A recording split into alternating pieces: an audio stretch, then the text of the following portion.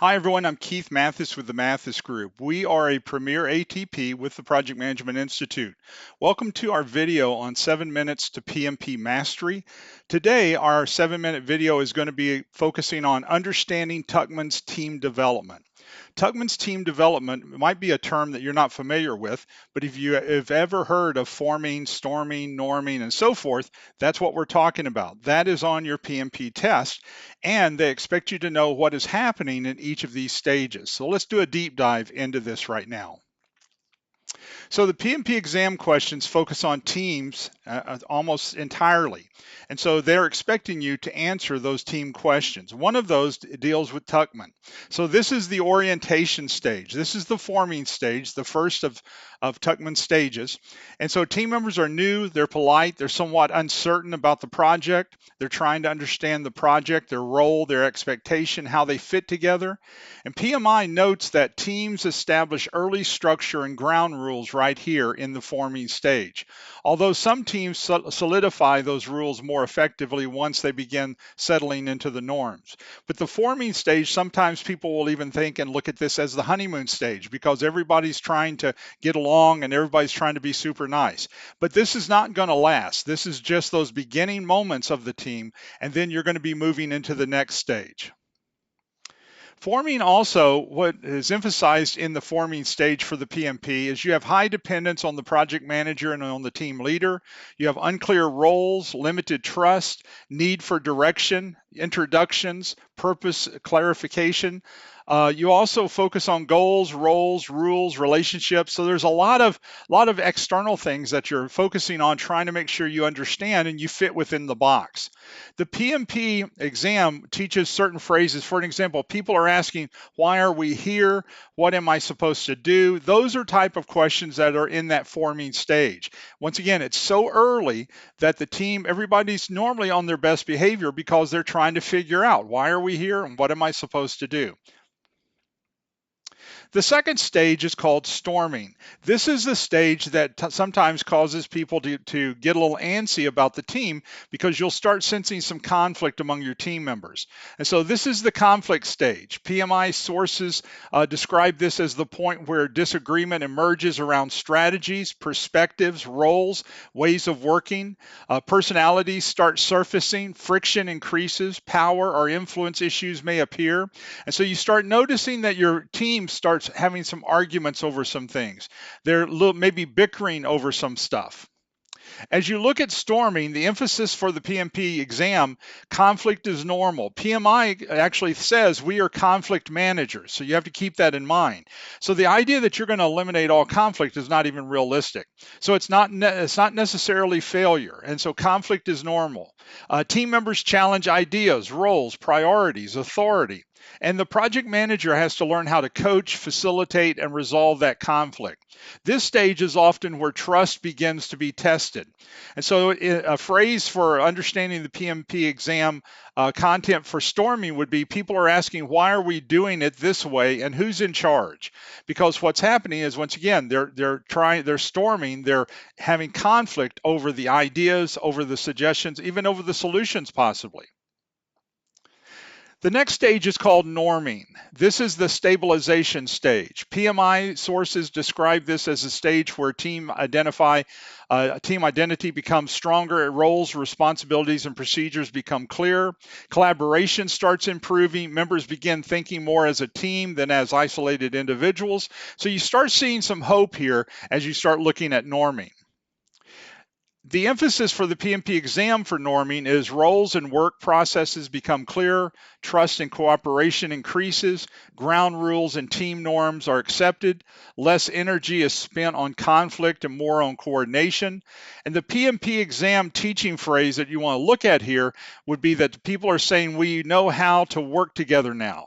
And one of the things that helps in all of these is going to be the team charter. Remember, the team charter is different than the project charter. The project charter authorizes the project. The team charter says how we're going to work together as a team. And so that's going to be a tool that's connected to Tuckman's stages as you look at it.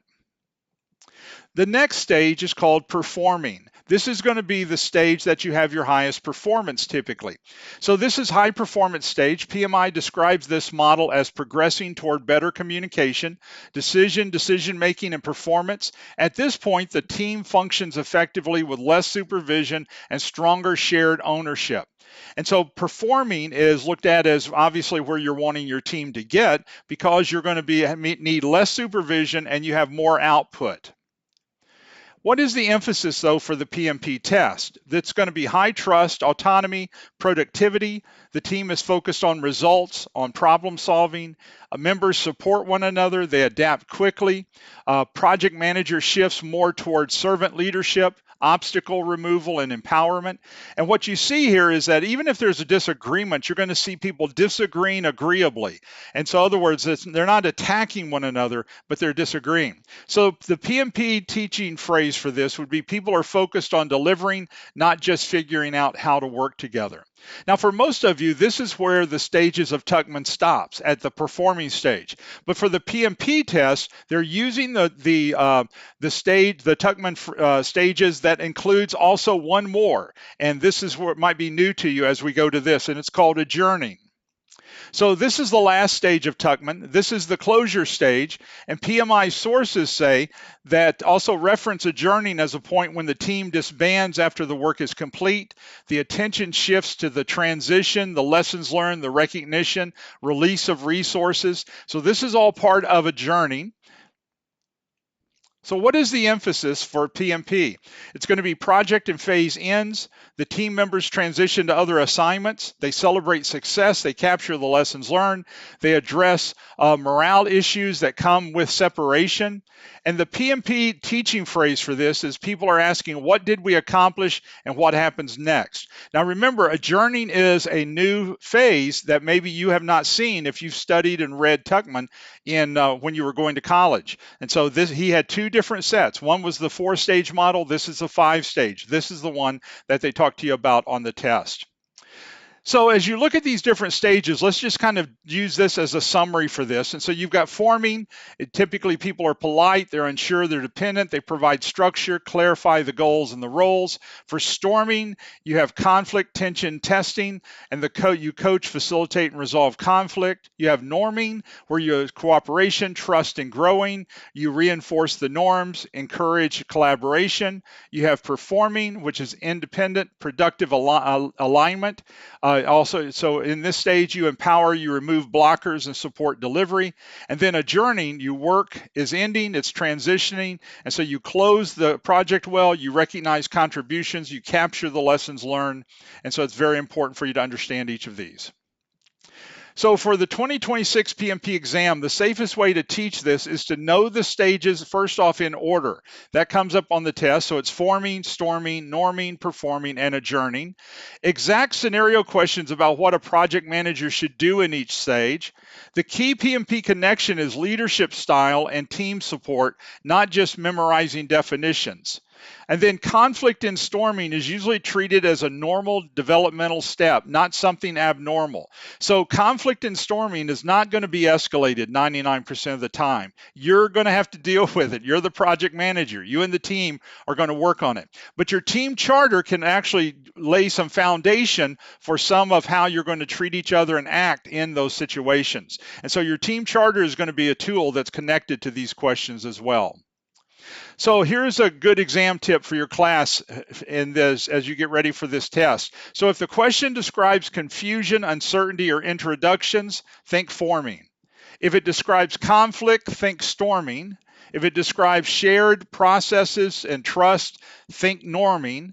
If it describes strong delivery or autonomy in the question, think performing. If it describes anything about wrap up and release, think adjourning. And so those are some key terms that will help you be able to pick what's happening in that exam question. So as we come to a close for this, let me thank you so much for watching the video. I hope it helps help you a little bit with Tuckman. If you got any questions, don't hesitate to contact me. We do PMP exam prep boot camps every other month, and I teach them, and we do it virtually so people can attend from all over the world. I'd love to have you in a class. Call and find out how you can get into one of these classes and get this PMP behind you. Thank you again for watching the video. Have a great week. Bye now.